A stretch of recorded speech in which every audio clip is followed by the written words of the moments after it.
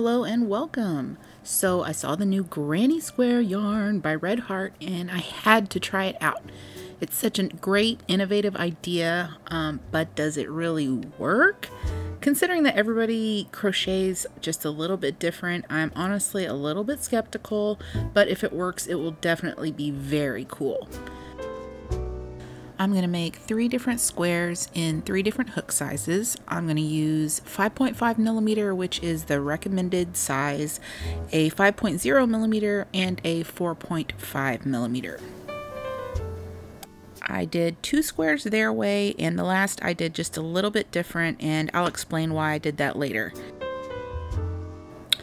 I tested it out following the instructions on the label. It gives you the chart and the instructions for the granny square they use and the vest pictured on the front. I'll show you after I finish each row to show you how much I started with and how much was left over of the yarn of each color. So let's get started. So I've done the first row exactly as instructed. I'm using the 5.5 millimeter hook and I left a 4-inch tail at the start, and unfortunately I have about 3 inches of the first color left. There's the back. I stitched over some of it, but it was exactly 4 inches like the instructions said to do. So I'll move on to the next row. Now the second row has even more left over. Of course, the row started with some of the first color, but even if it had not, I still would have had at least 3 inches of the second color left over. Even with stitching way looser than I normally would, I really don't like these big gaps the way this pattern is for this square. Anyway, moving on.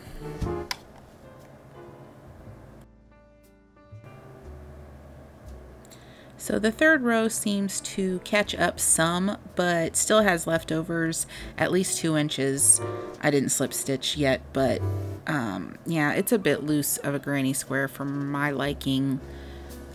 Big gaps, big holes, those big gaps in the corner, I really don't like that. On to the next row.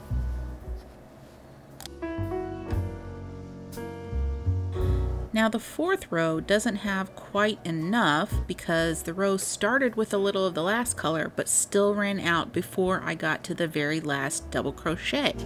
Very annoying.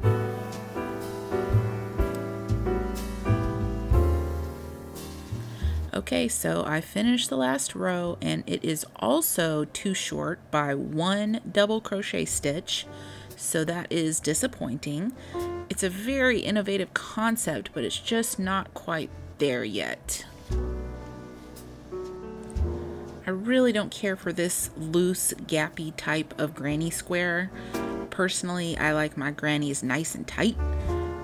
If you wanted to use this square for clothing or a bag or really anything, it would definitely need a liner. There are plenty of patterns out there that create a dense, gapless granny square. I like to use those types personally. I noticed the white part of the yarn has speckles of the blue throughout, which I personally really like. I do love the colors. I really wanted to try the teal and black colorway, but it was not in stock, but I still love this color palette too. Next, I'll show you my modified version of this square. I'm going to replicate this granny square here by doing 4 double crochets around a magic circle in the center. I also start my rows differently, and on this one I did a single crochet row around the edge, but I don't think I'll have enough of the 5th color in the granny square yarn to do that, so I'll probably leave that off. I also went down a whole hook size to 4.5 millimeter for the modified square, which is why it came out smaller. Ugh, those gaps are killing me. Okay, so on the left is the hook and pattern given on the label, and the right side is my slightly different square done with a smaller hook. I did it with the 4.5 millimeter, which is a whole hook size smaller than the original, which the label calls for a 5.5 millimeter. But I think that it came out a lot better with the smaller hook and with the smaller gaps with the different stitching and the different rows. starting of the rows that I did, but as you can see, it has tons of leftover yarn on each color of each row. See how much is left of each one here. I just looped it around and went to the next color, but these ends will have to be cut and sewn. So that was a lot of color left over for each row.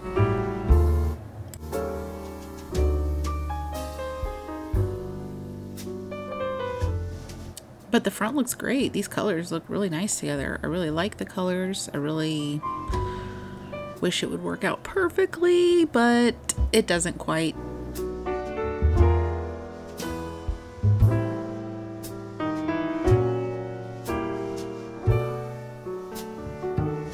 Now this is actually the very first square of the skein. This one I started off and I tried a 5.5 millimeter and I tried a 5.0 millimeter. I ended up finishing it with the 5.0 millimeter after starting and restarting over and over again. And you can see these rows are really off. The colors were really off. The beginning amount, the first color was way too much and I didn't know where to start. I kept restarting over and over again. And then the colors ended up being really off. You see how much white is left over. It was just wild. So I would suggest taking out the very first amount of yarn for the first square completely out of the skein and starting with the second one, just so you can measure it exactly and go from there.